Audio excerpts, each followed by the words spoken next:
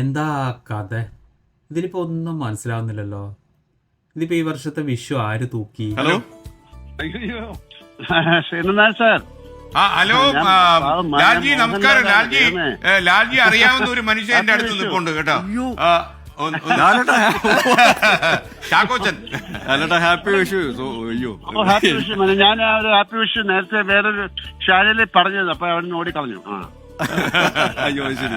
അപ്പൊ അങ്ങോട്ട് തീർച്ചയായിട്ടും അങ്ങോട്ടും ഇങ്ങോട്ടും നമുക്കും ശരിക്കും പറഞ്ഞാൽ ഈ മെയ് 1-ാം തീയതി മുതൽ വേറൊരു വലിയൊരു ആഘോഷം വരികയാണ്, പേട്രിയോട്ടിന്റെ റിലീസ്. അപ്പം ഒരു ഫാൻ ബോയ് എന്നുള്ള രീതിയിൽ അതിനും ഞാൻ വെയിറ്റ് ചെയ്യാണ്. പക്ഷെ ഇത് ഇപ്പോൾ ഈ ഒരു ദുരൂഹ സാഹചര്യത്തിൽ വന്ന് ഞങ്ങൾക്ക് വിഷ് തന്നതിന് ഒരുപാട് നന്ദി. താങ്ക് യു ലാലേട്ടാ. Wishing you the same. സന്തോഷം.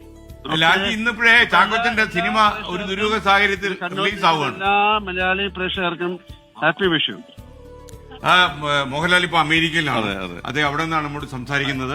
ലാൽജി, ഇദ്ദേഹത്തിന്റെ സിനിമ ഒരു ദുരൂഹ സാഹചര്യത്തിൽ നിന്ന് റിലീസ് ചെയ്യാണ്. അപ്പൊ അത് പ്രമാണിച്ച് ഞാൻ ഇവിടെ പിടിച്ചുകയറ്റി വാർത്ത വായിപ്പിച്ചുകൊണ്ടിരിക്കുക. നന്നായിട്ട് വായിക്കുന്നു. All the best. Thank you. അല്ല, ഞാൻ പറഞ്ഞ ഒരു 15 കൊല്ലം കഴിഞ്ഞ് സിനിമ എടുത്തു കഴിഞ്ഞാൽ ഹാപ്പി വിഷു. ഓക്കെ. ലാൽജി, നമ്മുടെ പ്രേക്ഷകരോട് ഈ പേട്രിയോട്ട് സിനിമ വരാൻ പോവാണല്ലോ, അതിനെക്കുറിച്ച് എന്താ പറയാനുള്ളത്? പേട്രിയോട്ട് സിനിമ നല്ല സിനിമയാണ്, കാണൂ. അത്ര വേറെന്താ ഞാൻ പറയണ്ട, അവരല്ലേ തീരുമാനിക്കണ്ടേ.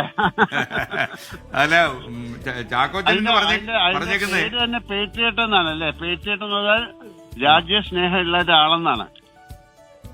അവിടെ റിഹേഴ്സലൊക്കെ കാര്യമായിട്ട് നടക്കുന്നുണ്ടോ? അമേരിക്കയിലല്ലേ ഇപ്പോ? അമേരിക്കയിലാണ്. ചിലപ്പോ കാണും, ചിലപ്പോ കാണില്ല, അത്രേ ഉള്ളൂ. നിങ്ങൾക്ക് എന്തെങ്കിലും മനസ്സിലായ?